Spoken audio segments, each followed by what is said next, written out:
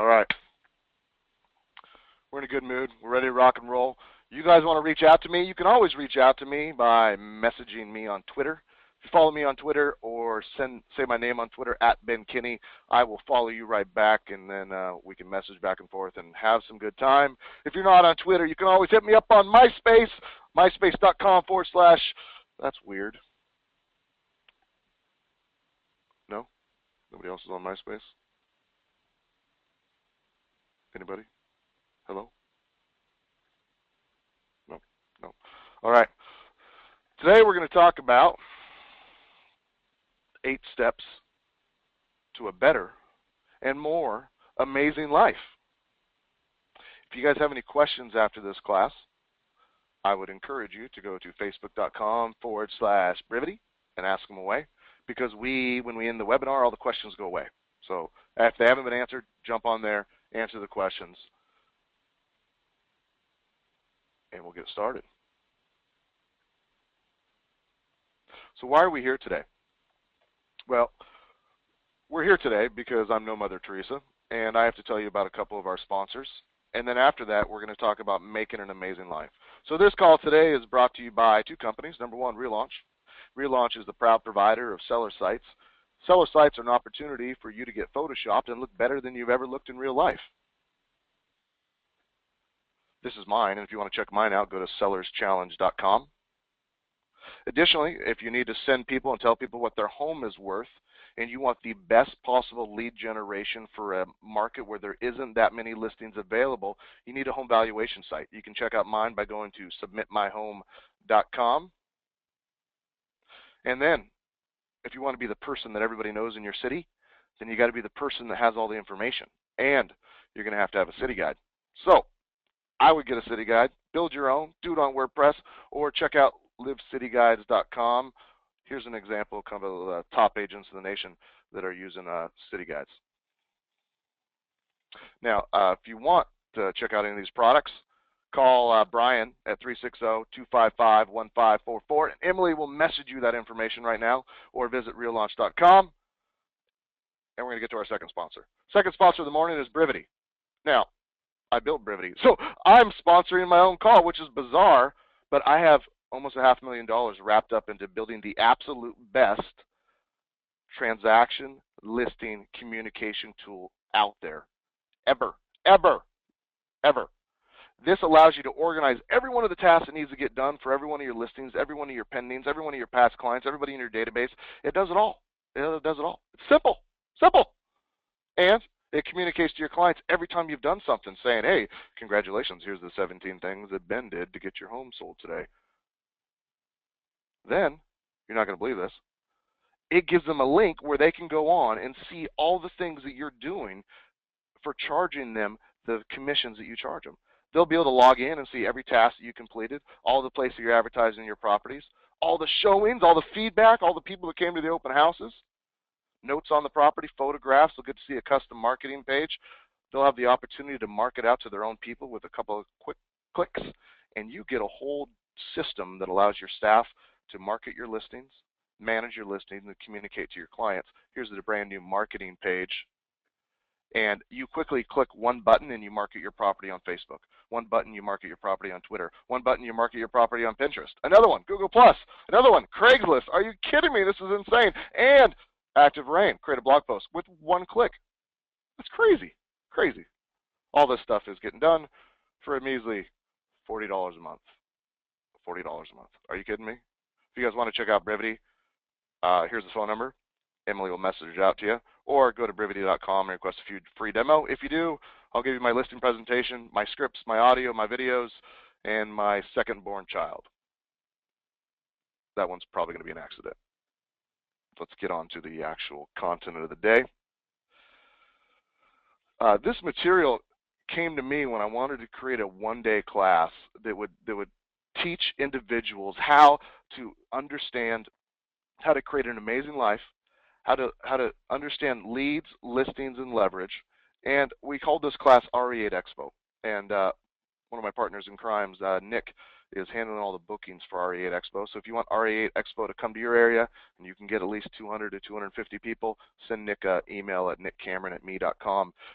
If you don't want to come, still take Nick's email address and send him something ridiculous or subscribe him for a whole bunch of inappropriate sites. That'll be funny. His wife will appreciate it. Now, let's get into the beef. How many people on today's call, hello, are you there? How many people on today's call would like a better life?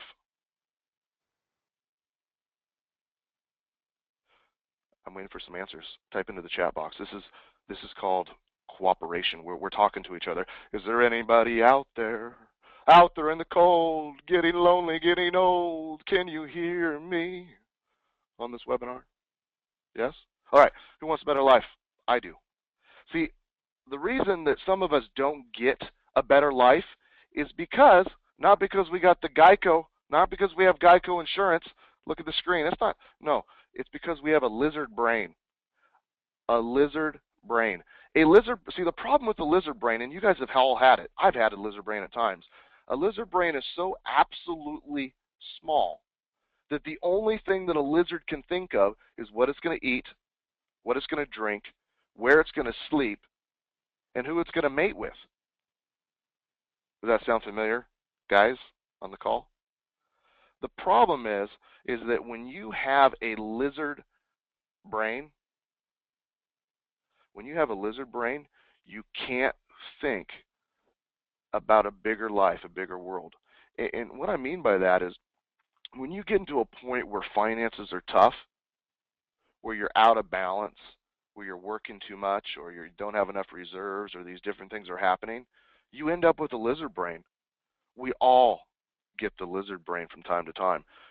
But when you have a lizard brain, you can't think about what's great in life. You can't think about the opportunities. You can't dream. You can't create your own Disneyland, so to speak.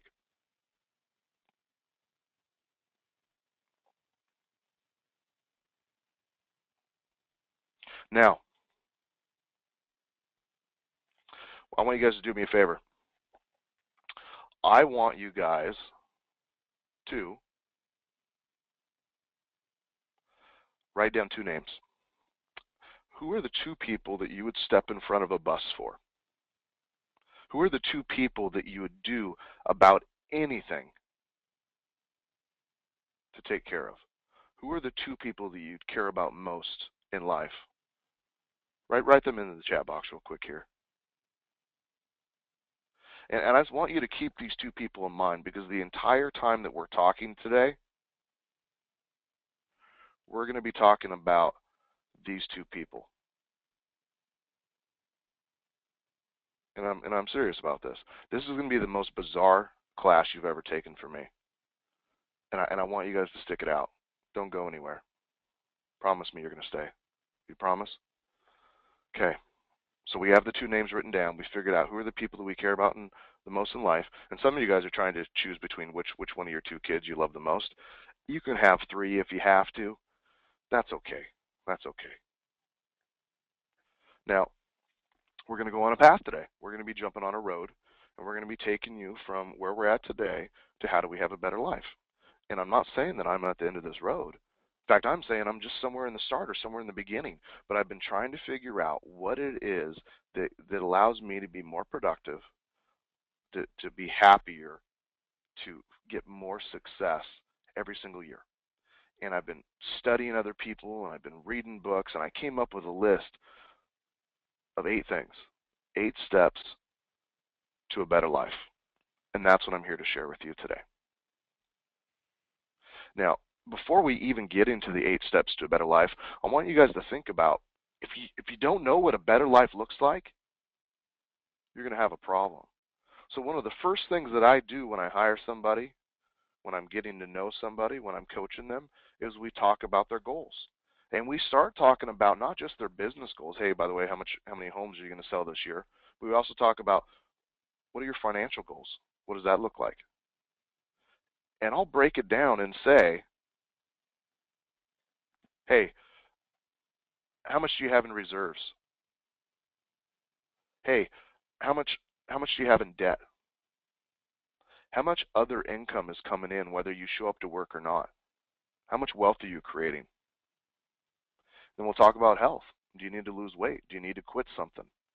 Do you need to do something so that you can last longer for the two people that you just wrote down a second ago? And what are your relationships like? What are your goals for your relationships with your spouse or your loved one? What are your goals for your relationship with your children or your partner or whoever you just care about the most? Do you have goals written down for them? And then we dive into them and we say, well, if one of your goals is to make sure that your child goes to college, are you putting $200 in a savings account every month for 15 years so that you can have a good chunk of it taken care of? Or are you just writing it down? Is it not really a goal? And then what are your personal goals? What are the things that you would like to achieve? That you want to learn, or the positions you want to get, or the investments that you want to make, or the places you want to travel to, or the what are the things that somebody would say when you pass away? And get them all written out. And the reason that I do this all on one page is because I almost ignore the business one at first. Then I look at their financials and I say, how much do they need to save? How much debt do they need to pay off? I look at their health. Are they going to have the energy and health to be able to do the things they're saying they want to do? The relationships, what do they want to do for their spouses, their partners, their children? And what is it going to cost? And personal, what do they want to do for themselves and what is it going to cost? And then I add all that up. And when I add that up, what I get is I end up with an answer. Is their business goals enough? Is their business goals enough? Now, what I do is after that, I start with their business goals. And if you guys, can you guys hear me pretty good right now? How's my audio? Great. Okay, so I start with my business goals. And what I do is I do the math. How much money do I need to make this year? So everybody type into the box right now, how much money do you need to make gross this year? Hello? A lot of zeros coming up here. I like it. This is sexy talk. Somebody needs to make 150 bucks. I'll send that to you. You can take the rest of your off. What I do is I take that number and then I divide it by my average commission. Here in Bellingham, my average commission is $7,500. So I take my goal, I divide it by 7,500, and that gives me the number of units that I need to sell this year for me to accomplish my goals. And this is how I know that I'm going to be able to pay for my financial goals, for my personal goals, for my relationship goals, for my health goals, all those things. You got to be able to do the math. So what I'm going to ask you guys to do is just do the math real quick. How many units would you need to sell times your average commission to equal the number that you just typed into the screen?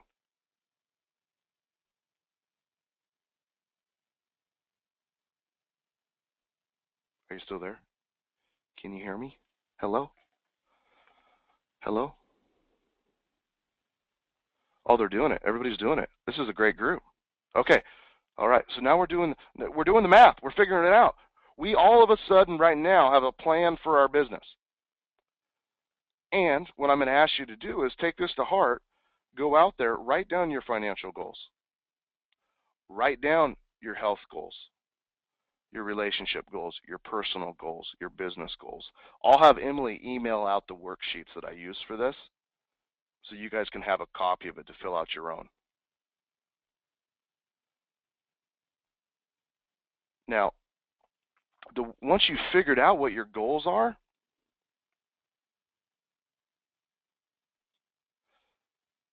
then you got to have a plan. Now, the plan that I was taught by Gary Keller is to use a 135. And a 135 is a GPS. What does a GPS do in your car? It gives you directions. It helps you get where you're going. So this little step here, this GPS, this 135, it also helps you get where you're going. The G is the same as the 1, the P is the same as the 3, and the S is the same as the 5. What we're saying is there's one goal, there's 3 priorities for each goal, and there's 5 strategies for each priority. I want to show you guys how this works. Now, what I do is I come up with my goal, and a 135 has to fit on one piece of paper. One piece of paper. And you might have one 135 for your health, one for your relationships, one for your production or your financial life. But we're going to talk about the one for your real estate sales team. But it's all applicable. You can use it wherever you want. Okay, so we're going to have one goal. We're going to have 3 priorities, and under each priority, we're going to have 5 strategies to accomplish that priority. Let me show you how this works in your own business. So the first thing we're going to do is we're going to write a goal. I will sell X amount of homes equaling X amount in commission. To do that, I'm going to have 3 priorities. My first priority is going to be I will close X amount of buyer sides, because your business is always divided between buyer and seller sides. So what I do is I always start priority 1 off with buyers. Let's say that we wanted to sell 36 homes this year, or 360. Pick a number that works for you. I would take whatever percentage of that business that I wanted to be buyers, and I would make that priority 1. Of that 36 deals, I will close 18 buyer sides. Underneath priority 1, I'm going to write 5 strategies. And for me, those strategies are the sources of business. So the first one is going to be always the sphere. Of those 18 buyer side transactions, how many is going to be sphere? So I write sphere, then I put parentheses, and I put the number. Let's say it's 8. Then I go down to the internet, and then I put a parentheses and how many deals am I going to get from the internet, and then signs, and then open houses, and then classes, or whatever. You pick the 5 things that you are confident that you can work this year, you have control over to hit your goals. Then you go to priority 2. Priority 2 is just another one of the 3 things that will allow you to accomplish your goal. Priority 2 for me is always sellers. I will close X amount of listings. So we're not doing brain science or anything here. So I take however many are left after my buyer side, and this is my listing goal. So I will close 18 listings this year, of which 10 of those listings will come from my sphere, 5 will come from the internet, 3 from expireds, 4 from farming, circle prospecting will be 5. And what you realize is that those numbers actually added up to greater than my priority. That's okay. It needs to be equal to or greater than your priority. That means you have some room to screw up, or you're going to blow your goals out of the water. You know, the following classes as we come up for the next couple of weeks, we're going to be diving into these strategies. How do you work your sphere? How do you work the internet? How do you work expireds, farming, circle prospecting? We'll be doing whole 1-hour classes on those topics. So I don't want to spend a lot of time here. Now, the third priority for me is, what do I need to know? What do I need to learn? What do I need to have? Who do I need to be? And who should I be in business with? Well, strategy 1 for me has been, I need to read these as books this year. Maybe The One Thing, The Millionaire Real Estate Agent, 5 Love Languages, whatever those books are in your life that you need to get read. Number 2, you need to master these things. I need to master my listing presentation. I need to just be a machine at it.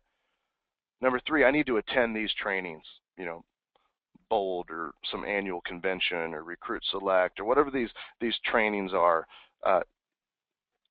You're just going to write it out for the year. This is what I need to accomplish my goals, is to do this.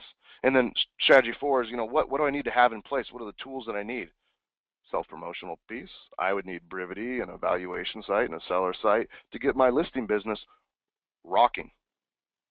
Now, number 5 would be, I need to hire these.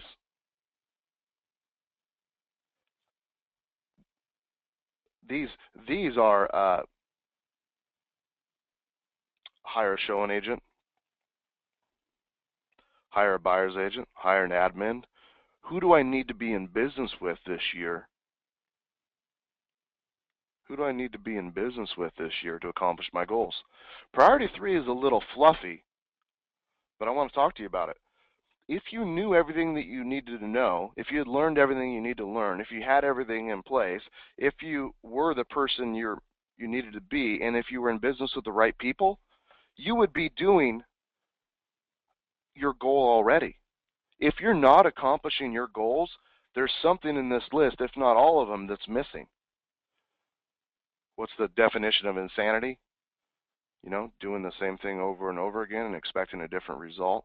I heard this story about Mike Ferry once. So this lady was in the room, and she said, Mike, I'm a $2 million a year producer, and I would like to be an $8 million a year producer. And Mike says, well, why don't you try doing this and saying this? And she said, Mike, that just doesn't sound like me. And Mike said, you're right. You sound like a $2 million a year producer. But you just said you wanted to be an $8 million a year producer, so maybe you need to sound like somebody different.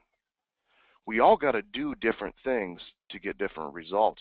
And what I'm asking you to do is to look at the two people that you wrote down at the start of this call and say, what am I willing to do? How am I willing to change to make sure that they have everything that I wrote down on my goals list? How are we doing so far? Type that into the box. Are you starting to think? Are you starting to think? Now, what I do is after that, I created a GPS 1355 who. Now, Gary Keller taught me how to do a 135, and what I did is I figured out that I needed to take more action on it, so I had to do a 5 and a who. And let me explain how that works. So you have a goal, you have 3 priorities, you have 5 strategies for each one of your priorities. What I did is I wrote 5 strategies for each one of my strategies. One of our strategies was sphere. So what I might do is I might go and write a 5 and 1, 2, 3, 4, 5 after that on a separate piece of paper, and I write, well, one of my strategies to get 18 deals for my sphere is to call them once a month. And then after that, I'm going to write, whose job is that? Well, that's mine. And the next thing I'm going to do is I'm going to write, I need to mail them once a month. And I'm going to write, whose job is that? Well, that could be somebody else. It doesn't have to be me. That could be an admin. I need to email them twice a month. Well, that doesn't have to be me, so I'm going to write, not me. And then 4, I need to visit them 3 times a year. And 5, I need to bother them on social media, etc. And then I write who's supposed to do it. And when you're done doing a 1355 who, what you end up with is an operations manual for what your staff should be doing every day. You ever thought about hiring an assistant and you didn't know what they'd do all day? Are you kidding me? This is it. This is it. Okay, moving on.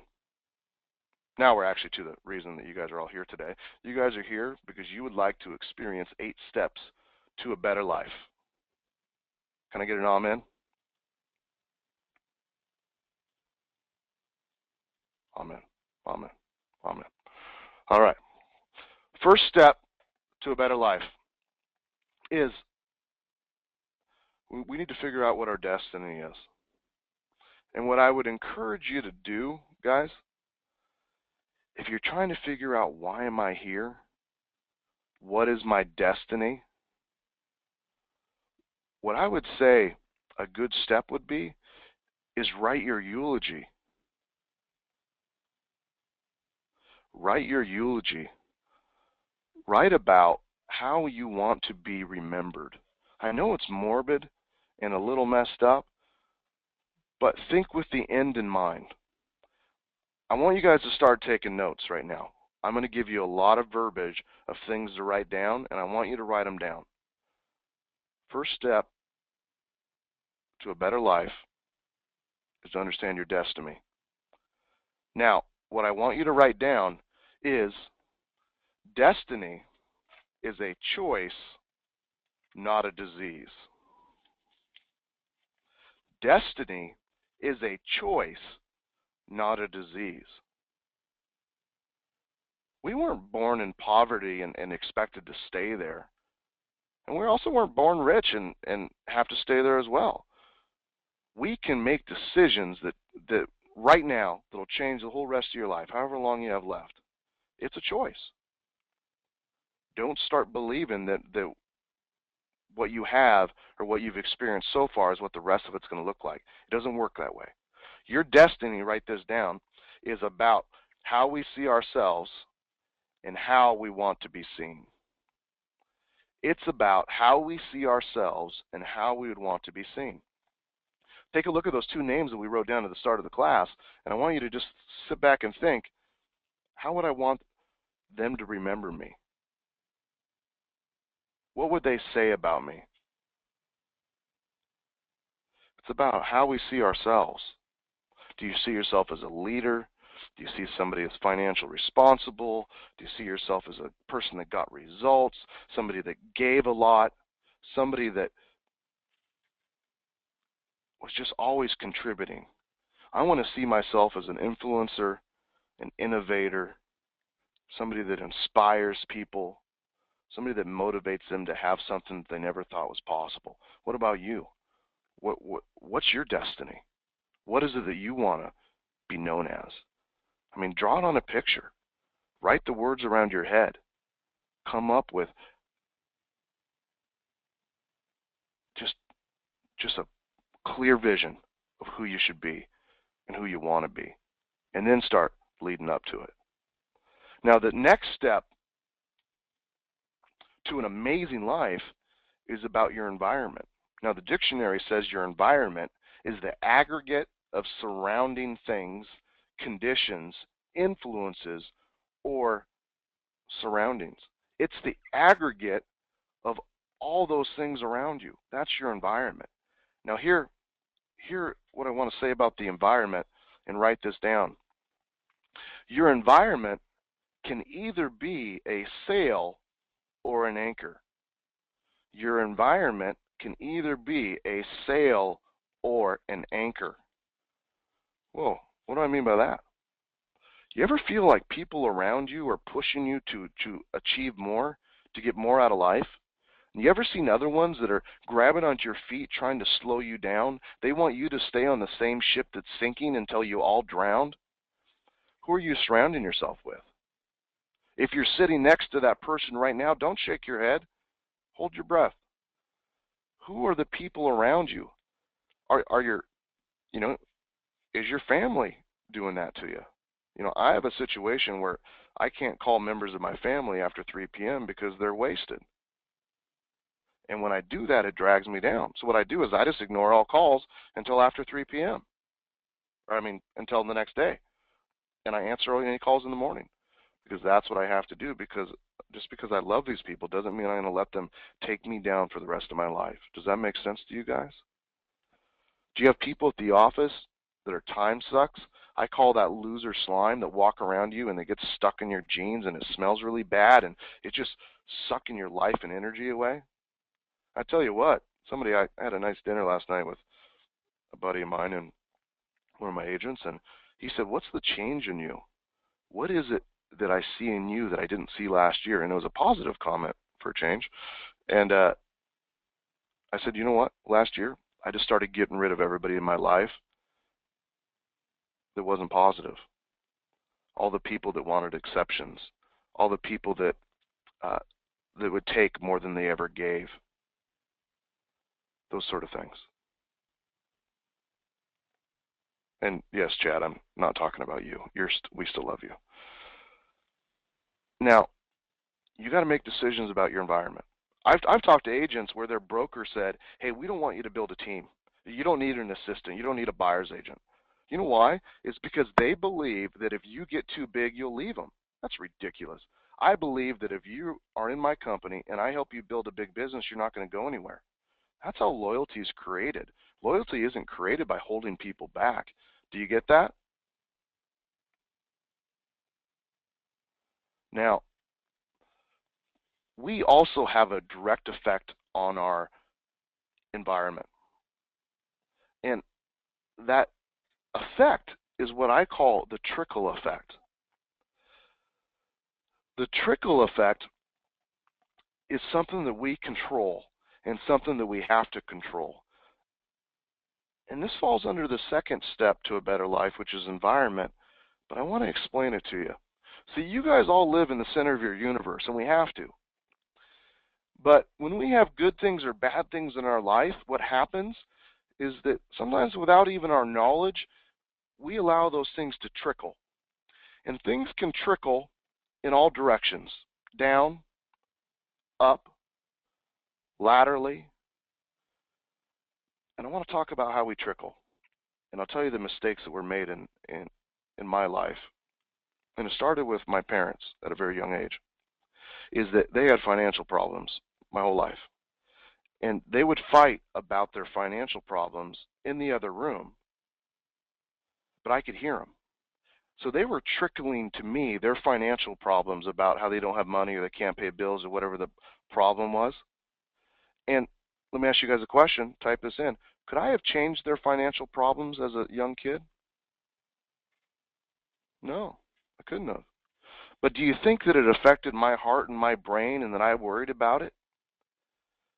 It wasn't my job to fix their financial problem, but they made it part of my world. They trickled their problems down to me. Now, imagine the same thing in your business. You have an admin, you have buyer's agents, you have a team, and things suck. And you go in there and you start complaining about how bad business is or how you don't have any money. Do you think they're going to be working at full capacity? You're just dragging them down. You just became that loser slime that we just talked about. You can't trickle down negative information. The only thing that you can trickle down is positive information and accountability. Accountability isn't always nice, but it's things that they can control. Does that make sense? Now, laterally, we can trickle things as well. And what I found is that there's a lot of trickling in a real estate office. There's a lot of trickling in the real estate business. And that's agents come into your office and they're like, hey, did you hear that the copy machine doesn't work? And then they go to the next person and then they say, hey, the copy machine doesn't work. And they're like, and everybody's fired up because the stupid copy machine doesn't work. But if they would have took a second just to tell the person that could actually fix the copy machine, it would have been fixed and wouldn't have been a problem. What I've had to do with peers, people in my life, some of my friends, the people that have been close to me, when they try to bring in things to my life that suck me down because they're my peers, I put a wall up. I just don't let them in. At our office, we have a rule that we time block drama. Drama is available to be discussed anytime between 6 and 7 p.m. Unfortunately, I leave the office by 5. If you guys get that, are you time blocking drama to a time when you're not available? The only thing that we trickle up, or the things that we can trickle up, are our concerns or things that we need fixed. But when trickling up, we're only trickling to people that can actually fix it. Does that make sense? I trickle up to God when I pray and ask for help and for guidance, and I trickle up to the people that can help me fix problems. My mentors, my coaches, and that's it. I don't allow anything else negative to go lateral, go down. I'm not going to be the anchor in my friends' lives. I'm not going to be the anchor in my employees' lives. I'm going to be the thing that helps them survive. I'm going to be the positive one.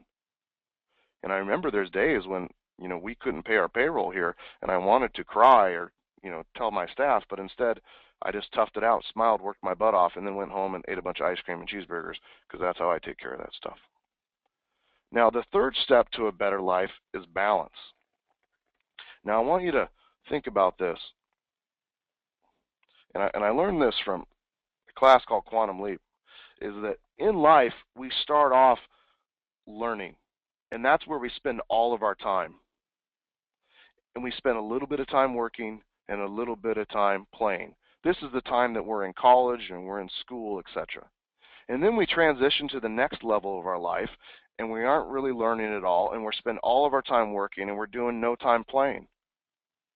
And then we get to the final stage of our life because culture has told us that this is the right thing to do, and all of a sudden we're doing no learning. We're really not working at all. Now we're retired. But we don't have the energy and health and all those other things to really enjoy life. This is goofy. This is what people taught us in the 30s, 40s, 50s, and 60s. Go get a college degree so you can go get a job so that you can retire at 65 and buy an RV. Are you kidding me? This is stupid. This is stupid. The only way that you can do it and get a big life is you got to always be learning, which you guys are because you guys are on the call today. Always reading, always attending things. You know, I got so many people around me that want to have a huge life, but some people are way too busy to ever be successful. You might want to write that down. Some people are way too busy to ever be successful. Way too busy to ever be successful. So you got to be constantly learning.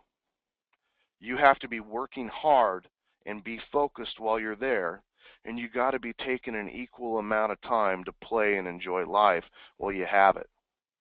Go to the beach while you have the body, if you know what I mean. Now, remember that balance isn't a state, but it's a process.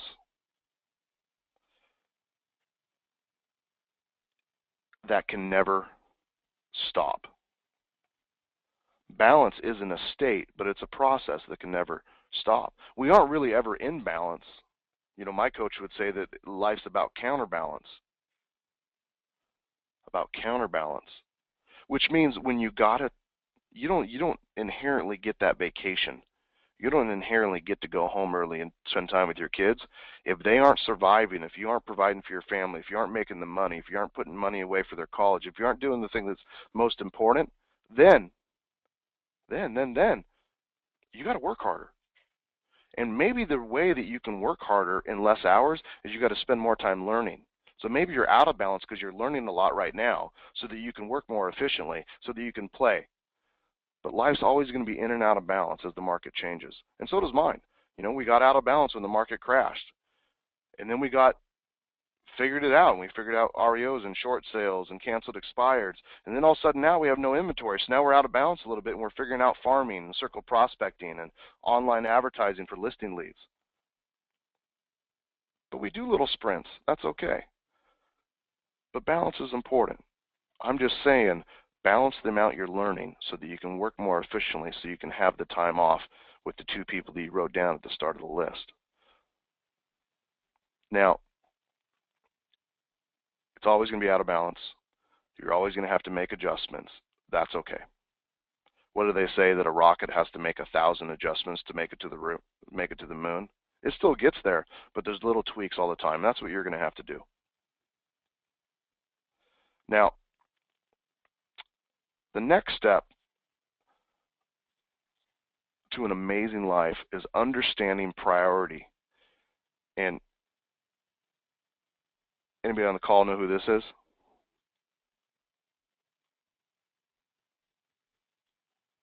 Hello? Is anybody there? Hello? Ashton Kutcher. That's funny. It's not Bill Gates. It's Steve Jobs. Now write this down.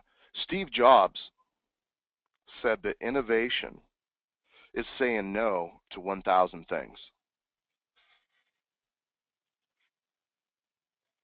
Innovation is saying no to 1,000 things. What does that mean? What I think about in my life is that I need to spend 80% of my time on things that have been proven and are successful, that are already being done by other agents. 20% of my time, once I'm successful in my 80%, I get to spend being creative. I want you to think about that. Are you spending all your time being creative, launching the next shiny object, getting the remote controlled drones, the QR codes, the funny cameras, all that kind of stuff? Or are you spending your life in a purposeful, proven state? Somebody's already reinvented the wheel. You don't need to start from scratch.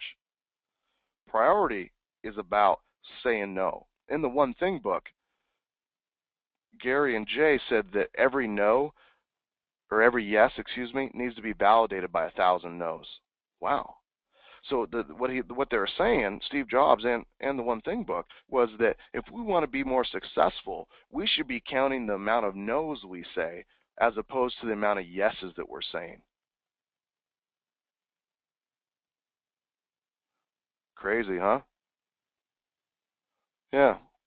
Somebody said something. Somebody just shared a good comment there. Every time you say yes to something, you're saying no to something else. And which brings me to my next point. Thank you. Priority is about understanding finite resources. And if you're here today, what I want you to do is I want you to pay attention to this section. Are you ready to pay attention? Finite resources. Finite resources. Infinite means there's an unlimited amount. Unlimited amount. And finite means that there's a fixed amount. If we were thinking about finite resources, fixed amount of things that were natural resources on Earth, what would those be? What are fixed resources on the planet? Type those in. I want to read your answers. Water, good. Thanks for the one person that answered. Oil, gas, land, air, fossil fuel, minerals, gold, trees, dirt. Thank you, Jace. My face, thank you. There's fixed resources, sunshine. There's only a fixed amount of it. Do you guys get that? But in life, there's also finite resources. The finite resources that I want you to write down is time. There's only a fixed amount of time. Money. You only have a fixed amount of money today. At this moment, in everyone's bank account, we have a very fixed amount of money. Number 3, energy. We only have a certain amount of energy. Now, some of you have more energy than me, but we all have a fixed amount. And number 4, happiness. Now write this down, please, please. If you give to one, you take from another. If you give to one, you take from another. If you give to one, you take from another. Because if we believe in finite resources, there's a fixed amount. Let me put this into perspective for you guys. If you spend time with a crappy client, an unmotivated buyer, you're taking time away from working with a motivated buyer. If you're taking time with an unmotivated, poorly priced seller, you're taking time away from working with motivated sellers. If you're spending time with unmotivated, non-productive, non-accountable people on your team or in your business, you're taking time away from those that are motivated, that are driven. If you spend time with people at work, you're taking time away from the people that you wrote at the start of this class. Imagine that by spending time with unmotivated clients or crappy employees, all you're really doing is cheating on those people you wrote the names down for. You might as well be cheating on your spouse and beating on your kids because you're doing the same thing. Neglect is just another form of abuse. When you get home and your dog doesn't recognize you, your partner or spouse has moved out, and your kids forgot your name, you got a problem. Houston. Now, happiness is the same thing. Think about this. If you go to work and you're dealing with really crappy clients and they're sucking all your energy and happiness, and you get home and then you're rude or you snap at or you're not talkative or you're not lovey with the people that you wrote down at the top of the list, is that fair? Why are you trading your happiness at work for the people that you care about the most when you get home? Same thing. Hey, you get home from work and your kid comes up and they're hanging on your arms, swinging like a monkey, and they say, hey, Dad, can we go play ball? Mom, can we go play catch? Whatever it is. And you're like, I don't have the energy. You just took your energy for people that didn't deserve it and wasted it on the people that you care about the most. This is why finite resources is so important. You have to understand that if you give to one, you take from another. So what I want you guys to think about is prioritizing better and making better choices. There's 50 different places that we could lead gen every day. I want you to choose the 3 that are best. There is a great hire in your life. Go find them. If you're not working with the best people, get rid of them. Do you understand? Don't cheat on your spouse. Don't abuse your kids. Don't create neglect. Don't work with crappy people. That's one of the reasons why I say don't practice scripts, objections with difficult people. Just choose not to work with difficult people. That's what I do. Now, the next step to a better life, and can you believe it? We're already at step 5. Step 5 to a better life is micro changes. Type into the chat box if you're still with me. Micro changes. Micro changes. All right. Micro changes. Great football movie that's out there. Football movie. They're having a rough game. They go into the locker room, and the coach stands up there, and you know who it is, right? Mr. Al Pacino. And thanks, Chad. Movies Any Given Sunday. And he starts this talk off, and he goes to his people, and he says, "Are you listening? Life's about inches. Either we heal as a team, or we will fail. We will win inch by inch, and we will claw for that inch." And it goes on, and it goes on, and it goes on. Life's about inches. For your life, it's not about making drastic changes. It's about making micro changes. Life is about inches. I would encourage you to make a list of the little things that you should be doing right now to change your life.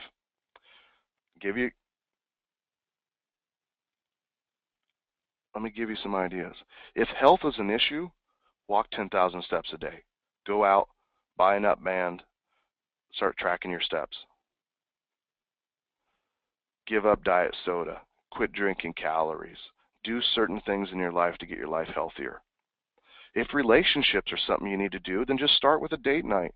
Once a week, just schedule that you're going to be home with the family. Whether you do anything or not, you're going to spend quality time without the cell phones, those sort of things, right? Make little changes to your business. I'm going to start working my sphere and call my sphere. I'm going to get everybody called once a month. That's the one thing. That's the one thing that we're going to do. Quit trying to do major changes. Major changes are what falls apart. Those are like crash diets. I want you guys to inch by inch make minor changes. And once you've mastered it, add the next one. Get it? You're going to need to figure it out, what it is for you. These calls that I'm doing are going to give you the inches. They're going to give you the one thing you could be doing for your sphere, the one thing that you could be doing for farming, the one thing you could be doing for canceled expires, the one thing for online lead gen, the one thing for hiring, the one script you should be using. I'm going to give it to you. But you're going to have to start making lists on the other areas of your life. What are the micro changes? Life's about inches, he said. Life's about inches. Now, the next step to a better life is accountability. Accountability. So now we're at the sixth step to a better life. Accountability. And some of you guys are like, "Oh, just lost 100 callers on that one." We don't like accountability. Let me tell you about accountability. Accountability is the acknowledgement and assumption of responsibility for your actions, decisions, and thus your results. I'd write that down. Accountability is the acknowledgement and assumption of responsibility for your actions, decisions, and thus the results. Wow, what does that mean? Okay, so if I want to be an accountable person, I'm going to acknowledge that it's my responsibility, my personal responsibility for my actions, and that my decisions, I'm accountable for my decisions. And thus, in the end, what I get is that the results are none other than mine. I'm accountable for those results.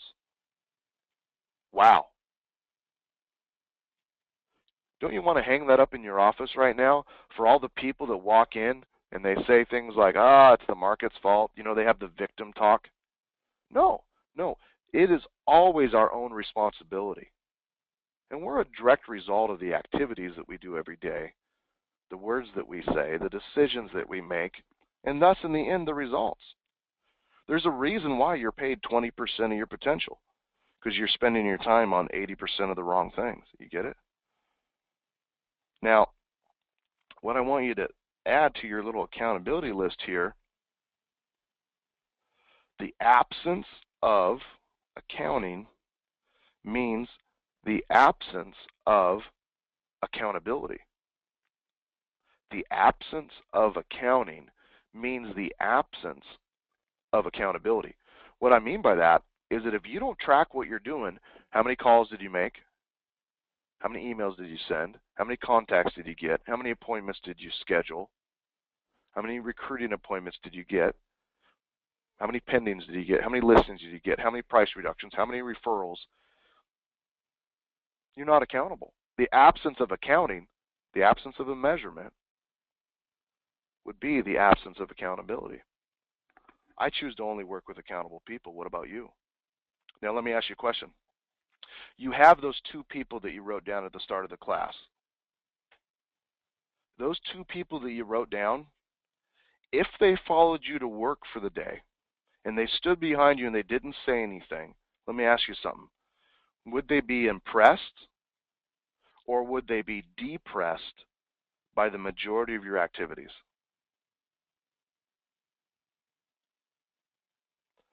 We hide behind this independent contractor, self-employed, we don't get paid hourly junk when we're in real estate. We go home and we tell our loved ones, hey, we had a busy day. But what we aren't telling them is there's a difference between being busy and being productive. Some of you guys, when the kids come home and they go to school the next day, they're going to say, guess what my mommy and daddy do? And they're going to be, and the teacher's going to say, oh, what do they do for work? And they're going to be like, they work for Facebook. They work for Facebook. Why do you think they're going to say that? Because you spend all your time on the Facebooks. You spend all your time on the Twitters, on the social medias. You're not productive. Start being accountable. The most successful people in real estate are accountable for 3 hours a day. That's it. So start counting, measuring what you do for those 3 hours and go from there. The next step to a better life, and the 7th step, is mastery. Mastery is something that requires instruction, collaboration, and self-study. It's created when there's a connection between a stimulus and a response. Requires instruction, collaboration, and self-study. Requires instruction. That's a class. Collaboration, that means you're working with people around you, mastermind groups or networking groups or your peers or your team leader or your people. And self-study, that means after work you're still studying because you don't want to work as long in your life. And you know that you've created mastery when there's a connection between stimulus and response. Mastery requires instruction, collaboration, and self-study. It's created when there's a connection between stimulus and response. What I mean by that is when somebody says something to you, some objection, some comment, something, can you respond right back? You've mastered the scripts and dialogues that you need to say. You run into somebody in the elevator and they say, yeah, I was thinking about buying a house next year, and you just right off the bat, you pipe up and you say, let me ask you a question. Would you buy a home today if you could? Well, I can't. No, that was what I was asking. Would you buy a home today if you could? Well, yeah, I guess I'd buy it today. Let's talk about that. What would that home look like today if you could buy it? Now, why is it you wouldn't buy a home today? Well, I don't think I could get financing. Let me ask you a question. If you could get financing, would you buy a home today? Are you kidding? Mastery is created when there is a connection between stimulus and response. Somebody says something to you, and you're able to respond back to them. Wow. Now, mastery takes work. And when you get to the ultimate level of mastery, guess what you're doing? You're teaching it. That's the ultimate level of mastery. And you actually can't hit the ultimate level of mastery until you've taught it for a while. That's why I encourage so many people to teach, to run scripts and dialogues in their own office, to take an active role in being an educator.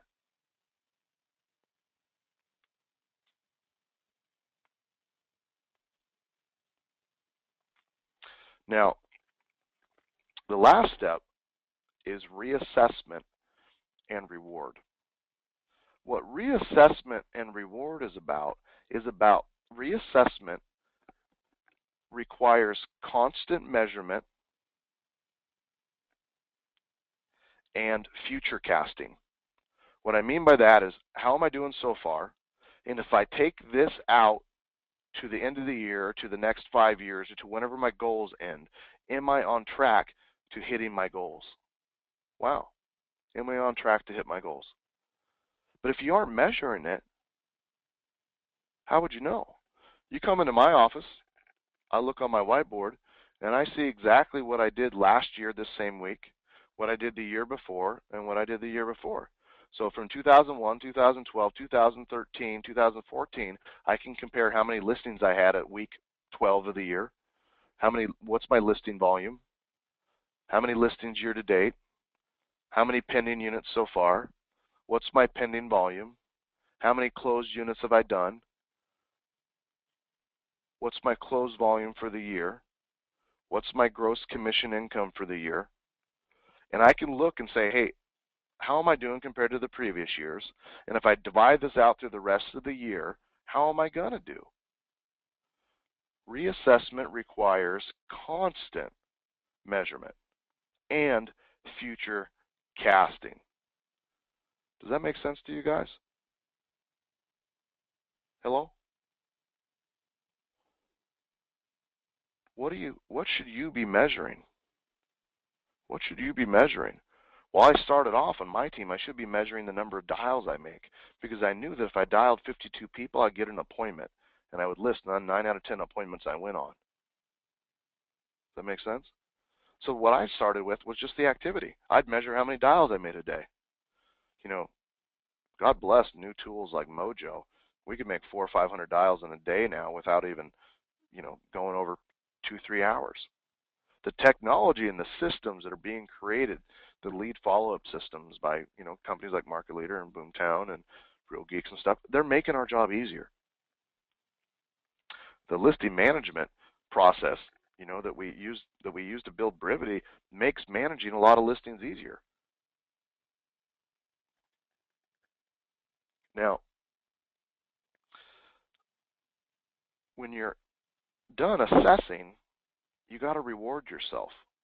And what I would say would be, why are you doing it?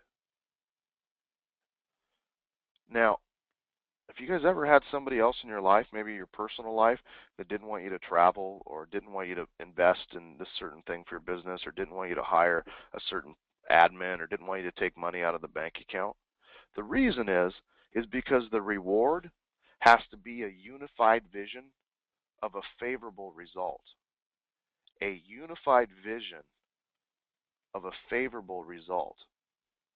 What I mean is, you're trying to grow your business and you need some help, go home and say, hey, lover, butt, children, partner, whoever's most important in your life, this is what I want to accomplish. And this is what I think's gonna benefit the family. This is what we're gonna do. This is what I'm going to reward. This is how we're going to take care of the family. This is the reserves we're going to get. Most people in your life want security. They want to know that you're going to be there, and they want to know that the family is going to be okay. You can create security by creating reserves, by accomplishing your financial goals, and by spending more time with them. This is so important when looking at this from 1,000 feet, these 8 steps to a better life, is starting with the goals and getting everybody on board. But when you do that, you'll put it all together and you'll end up with a plan to be successful. I'd recommend taking this exact same presentation, the things that I asked you to write down, and start teaching it to the people in your life, the ones that you love. Teach it to your team members. Can you guys just try to do that for me? Hello? Teach it to one person. Now, after you get this sort of commitment to being more successful, commitment to having a better life, getting your goals figured out, the rest of the things that we have to talk about are geeky real estate stuff. And I'll tell you what, I'll send this out, this entire presentation out to everybody who's on the call today, so you guys will have the recording. You can share it with whoever you want. But after we get these 8 steps to a better life taken out, then we got to figure out what are the 8 best sources of buyers and what are the 8 best sources of sellers. And what we'll do on the call in 2 weeks is we'll dive into another one of these sources so that you guys have an actionable plan that you can go implement to generate a lot of business and a lot of money.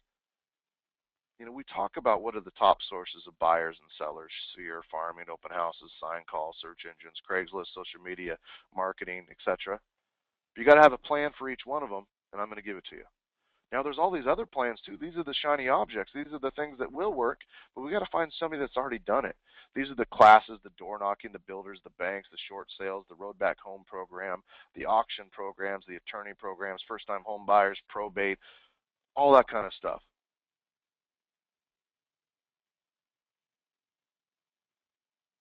Whoa, whoa. Now, I hope this call helped you guys today. As always, we thank our friends that make these calls possible: Mojo and Real Launch and Brivity, and the farming experts at CLME and Market Leader in Boomtown and Cloud CMA and RE Expo and all that kind of stuff. Mostly, thank you guys. I hope today rocked your world. I hope it was good for you. I wasn't as crazy as I thought I was going to be, but I'll kick it up next time. I'll be even weirder next time. Make sure you register for the webinar coming up in a couple weeks. And I think what we'll do, because one of our friends on the call said that the 18th was Good Friday, we'll do it on the 17th for our new webinar. Emily, write that down. April 17th. We're going to rock and roll. Another amazing class. See you guys. Get started on your new life.